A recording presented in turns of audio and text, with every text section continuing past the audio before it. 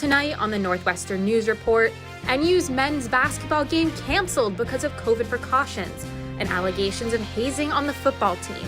We'll look into the latest from Northwestern Athletics. Celebrate our unity as a community and to continue to encourage people to unify and strive for common goals. And honoring Martin Luther King Jr.'s legacy, how one Evanston event celebrates his impact with music. Plus, in-person fraternity and sorority recruitment is back. What this means for Northwestern. Those stories and more tonight on the Northwestern News Report. It's your news right now.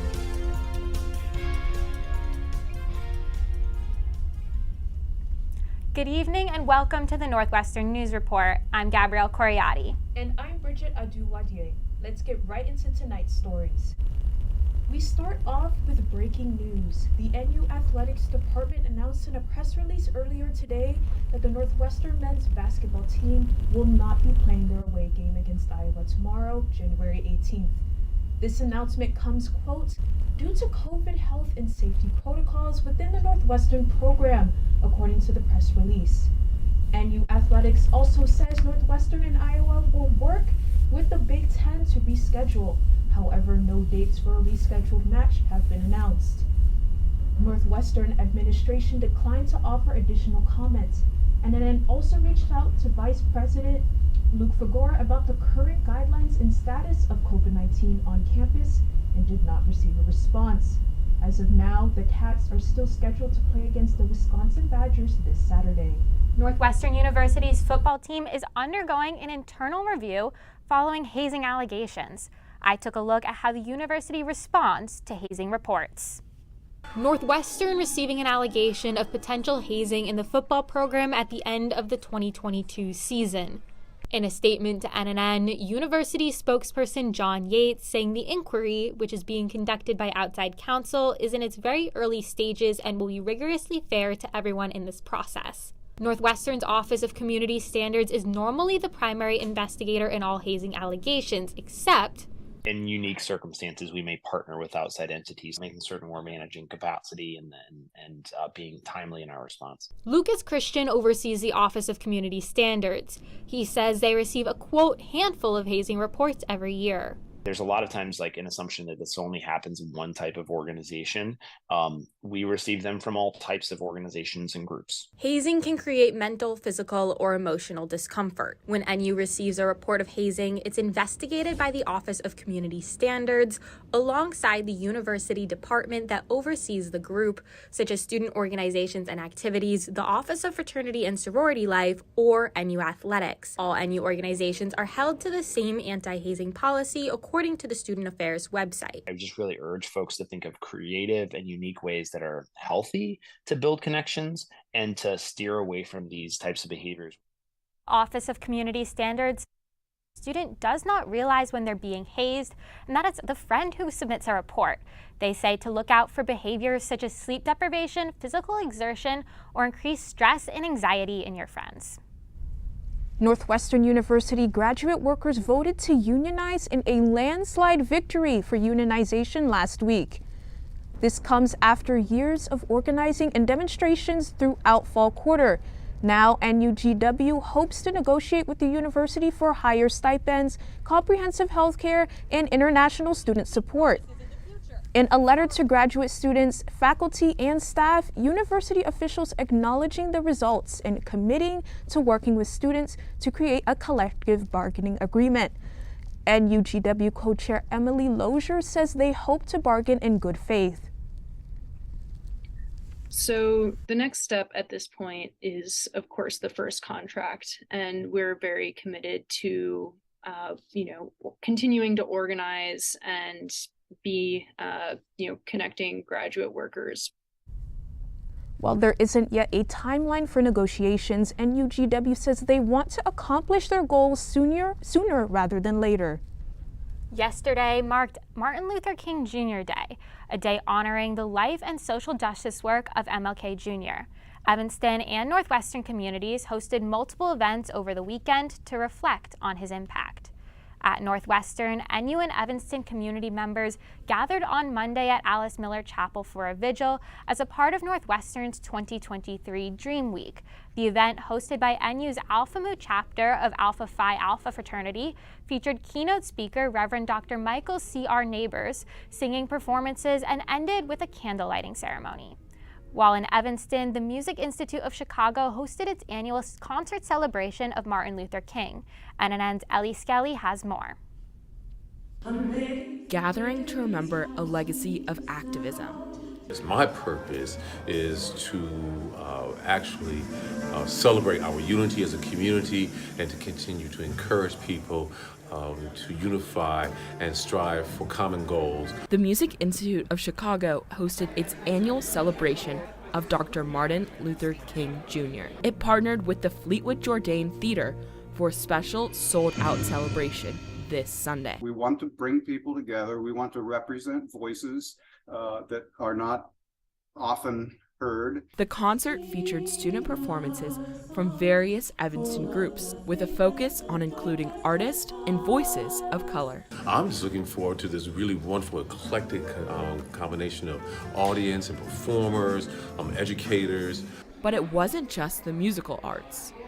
An exhibition from the Evanston Art Center focuses on the issue of race in America. Each person can contribute to unifying our community. Honoring the day as a celebration of progress.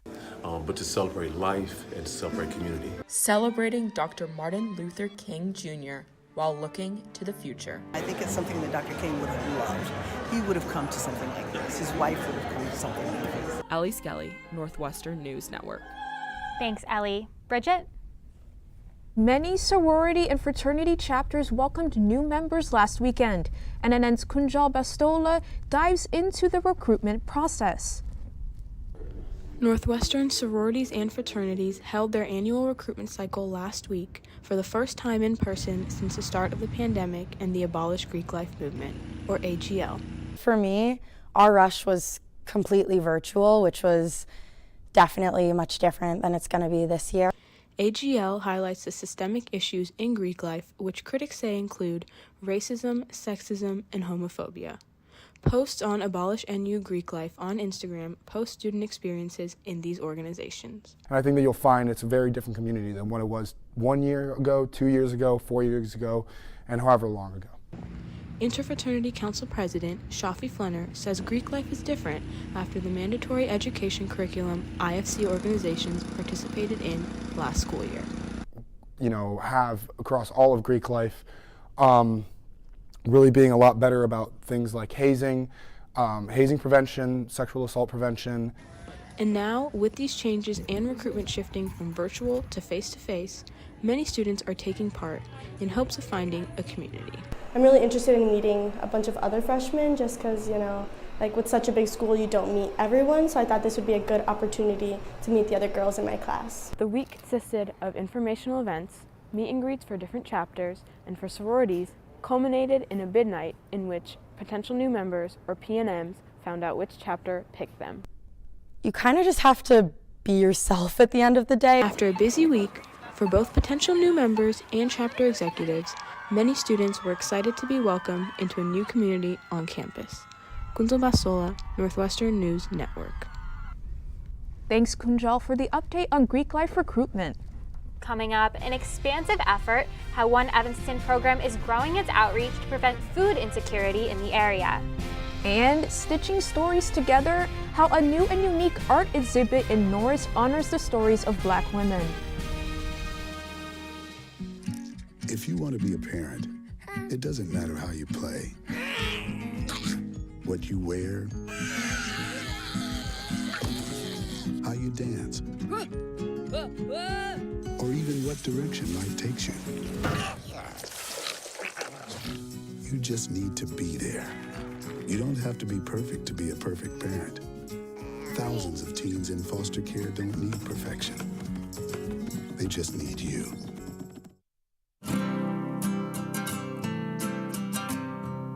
Every day across America, excess food is gathered by a network of good people at local food banks, giving hope to millions of children who struggle with hunger.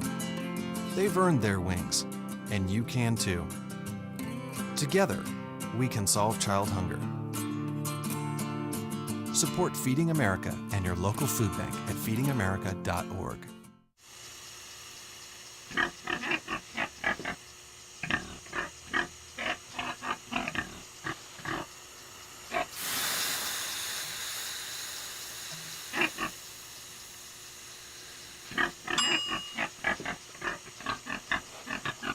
Cook foods to the right temperature using a food thermometer. 3,000 Americans will die from food poisoning this year. Keep your family safer. Check your steps at foodsafety.gov.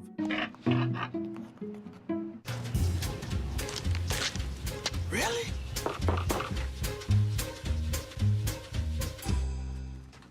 Buzz, what's up, man? You left some leaves burning out here. Yeah, I just came in just for a second. Come on, man. If it's too hot to touch, it's too hot to leave. You could torch the whole neighborhood. It's a good point there, Smokey. 9 out of 10 wildfires are caused by humans. Only you can prevent wildfires. The first Evanston Community Fridge opened at the Child Care Network of Evanston in March 2021. Now there are 4 fridges throughout the city. I have the story on how this mutual aid effort continues supporting Evanston residents. On Custer Avenue, Kombucha Brava is a one-stop shop for more than just fermented drinks. It's one of 4 businesses where a community fridge helps some residents access groceries amid post-pandemic economic concerns. I always call it like kind of a recovery stage. And many families who are still struggling. Now, this mutual aid effort is expanding. Organizers are in the early stages of planning a 5th fridge to meet the growing need for accessible food. Morgan Malatesta, who manages a fridge at Palm House 619, says the program has been in talks with the Evanston Public Library. We'd really like to get a fridge in downtown Evanston. Organizers are looking for a business to partner with them to provide the resources for another fridge. We need a shelter for the fridge, and then a pantry, and then electricity. So that's how the fridges are built. Each fridge needs weekly maintenance, a community effort. Fridge managers and volunteers shop at local grocery stores to stock the fridges. And a major challenge, cleaning and maintaining safe temperatures during the winter. My hands are getting chilly. Fridges sometimes freeze, the inside getting too cold for the food. Fridge managers say that due to cold weather and inflation, it's not uncommon for food to go almost as soon as the fridge is restocked. And within an hour, the food and freezer are empty. The community filling each other's plates, one grocery store trip at a time. People need food. People need to eat. So you need to breathe and eat.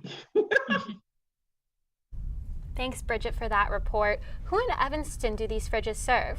Yeah, so these fridges serve people both young and old. The fridge managers were telling me that kids, when they come back after school, they're looking for a snack, and they like to make sure that they keep stock of lunch bowls and other childhood staples. And then there's also the elderly who can't access grocery stores due to accessibility issues or due to the cold weather. Since demand for the fridges is high, where does the food come from and how often is it restocked? So the food is restocked several times a week, and the food comes from various different sources. So there are people who shop at their local grocery stores, such as Jewel Osco or Target or Whole Foods, and they leave some groceries at the fridge, or they have some leftover unused fruit to donate. And there are also fridge managers and volunteer groups like Evanston Nouveau Rotary Club who have grant funds to shop. Thanks, Bridget. If you're interested in donating groceries, find Evanston Community Fridges near Palm House 619, Kombucha Brava, the Child Care Network, and Soul and Smoke. A new gallery celebrating Black women opened Thursday in Norris University Center. NNN's Isabella Lisco speaks with the artists honoring their history on opening night.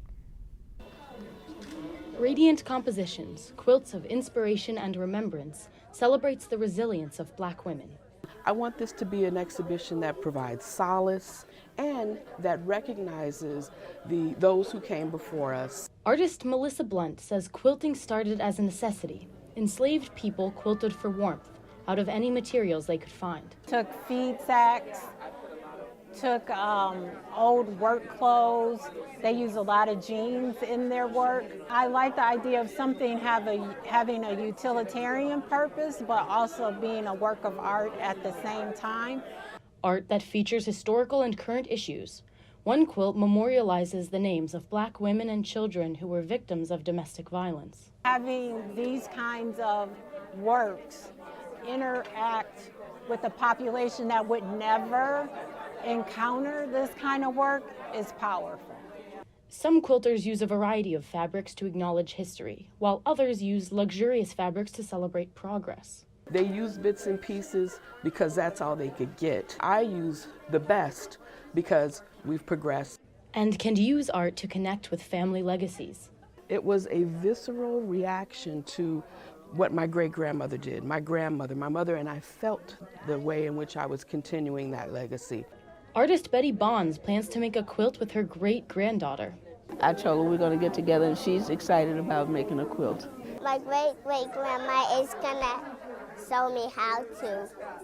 Because family brings warmth, and so do quilts. Isabella Lisco, Northwestern News Network. The Radiant Compositions exhibit in Ditmar Gallery continues until March 4th. From Northwestern to Evanston, another new exhibit is highlighting Indigenous women and Two-Spirit individuals through art. NNN's Angela Jung visits the Mitchell Museum of the American Indian to learn more on the exhibit's impact on the community. The Mitchell Museum is shining a light on the untold stories of Native and Indigenous peoples. They are stories of victims of violence, survivors.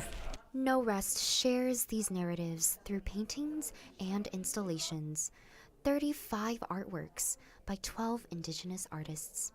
Executive Director Kim Veek says they give a voice to families of the silenced victims. You'll see in the pieces there's also reflections of resilience and survival as well. Visitors see those histories in the exhibit's opening, a ceremony of performance, prayers, and learning.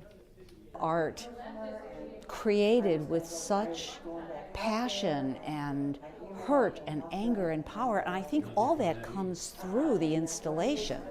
And the museum's goal, bringing a new perspective on the issue of missing and murdered Indigenous women. You can watch television series and so forth.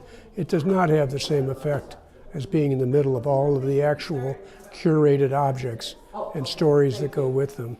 But many of these stories are lost. More than 95% of cases of missing Indigenous women in urban areas are never covered by local or national media. There's been some significant change, but it's still not enough. Progress, the Mitchell Museum hopes to continue moving forward. It's important that we brought it to the museum to bring the issue to a broader audience. Honoring the lives of Indigenous women and Two-Spirit individuals. Angela Jung, Northwestern News Network. To learn more about the exhibit and resources, visit mitchellmuseum.org.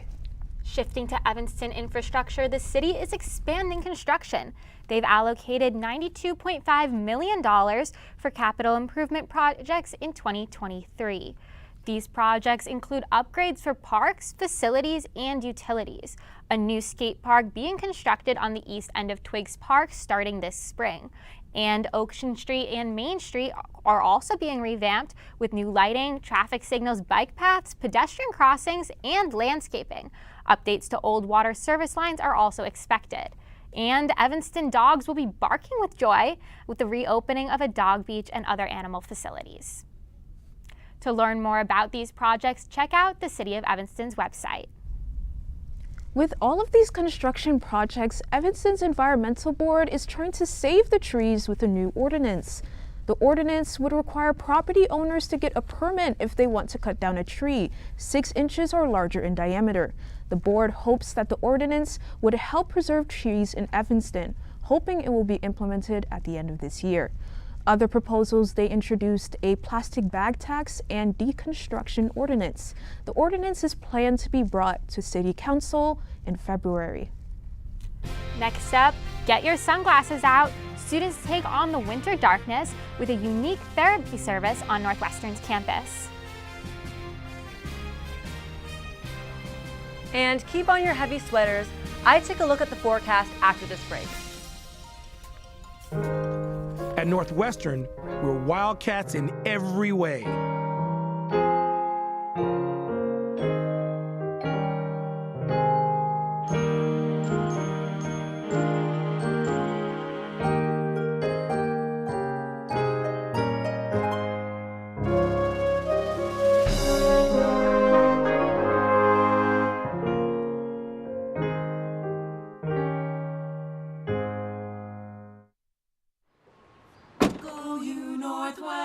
Northwestern break right through that.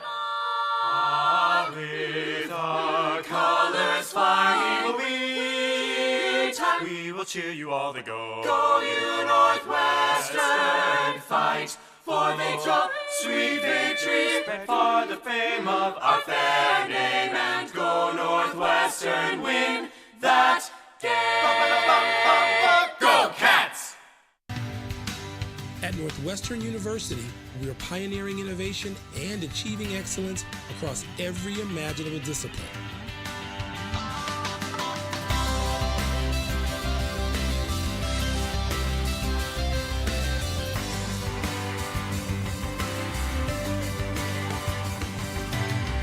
At Northwestern University, the possibilities are endless.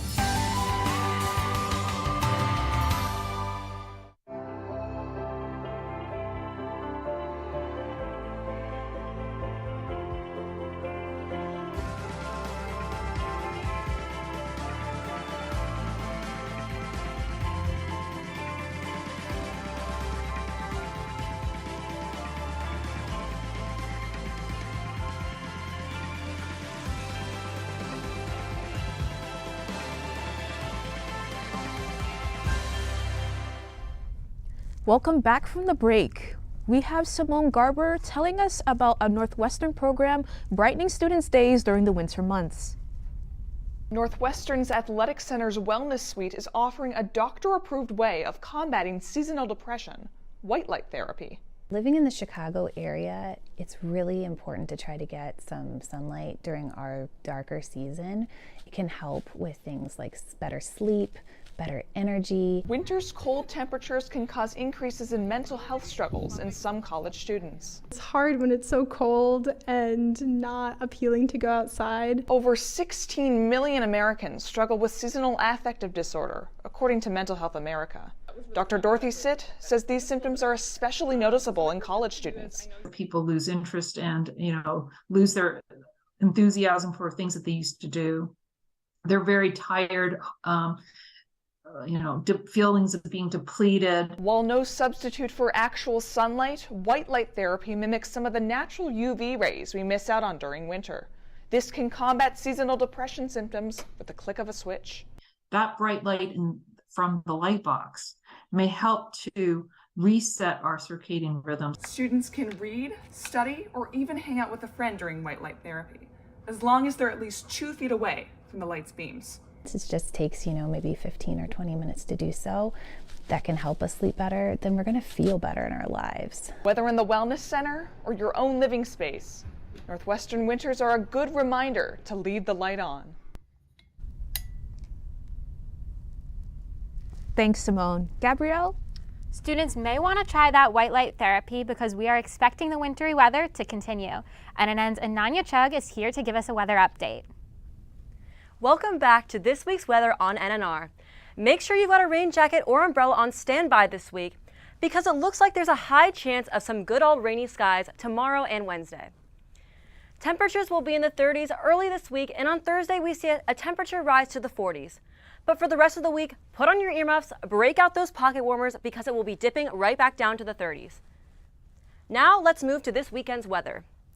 Saturday is shaping up to be the coldest day of the week with a low of 24 degrees and a high of 33, with wind speed at 9 miles per hour. Overall, expect a cold weekend with little to no sun on Friday and Saturday. But hold on to your boots, folks. Sunday we see a chance of some sun, so that could be something to look forward to. While you're walking to your classes this week, make sure to bundle up in your warmest clothes. Happy week 3 of winter quarter. Back to you at the desk. Thanks, Ananya, for that weather report. While the weather may be cold, the heat is felt in the NU basketball courts. With a 12-5 record so far, this year's men's basketball season has attracted many student fans. So much so that a record-breaking 1,511 students were able to attend the game last Wednesday against Rutgers.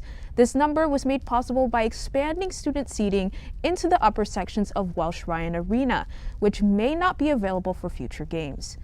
Following a situation earlier this quarter where hundreds of students were turned away when they hit capacity, Wildside has announced a new student ticket request process.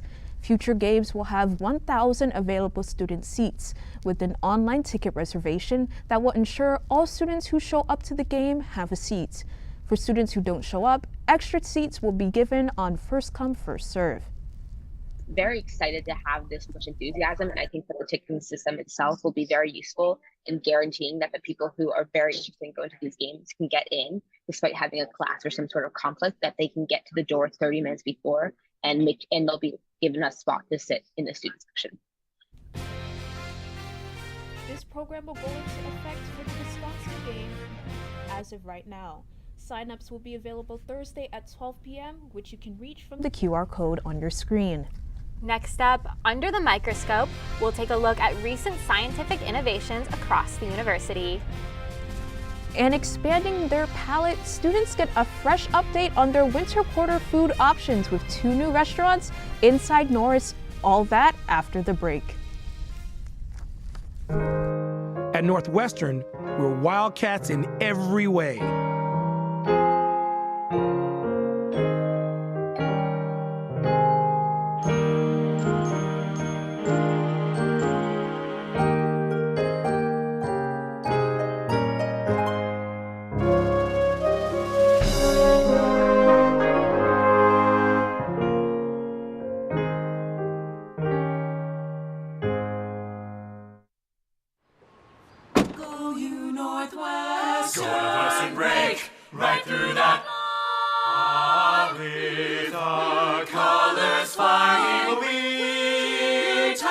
Cheer you all to go. Go you Northwestern, fight for victory, sweet victory, spread far the fame of our fair name, and go Northwestern, win that game.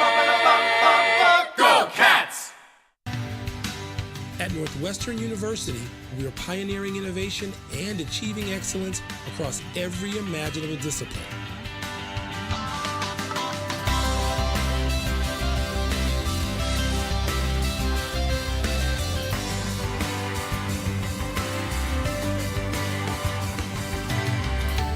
Western University, the possibilities are endless.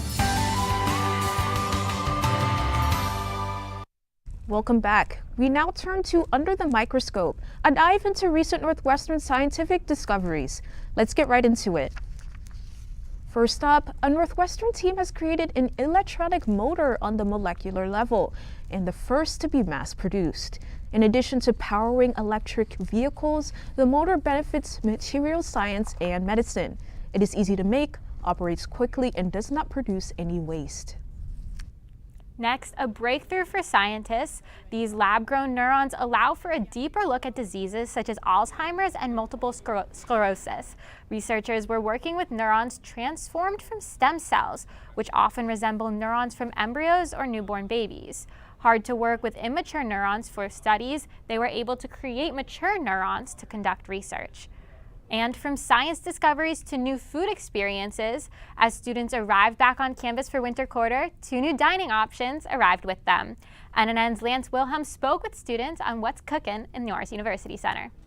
Buen Dia, serving quesadillas, tacos, and burrito bowls, and 847 Burger are the newest dining options on campus, and students are ready to take a bite. So I just tried the chicken taco.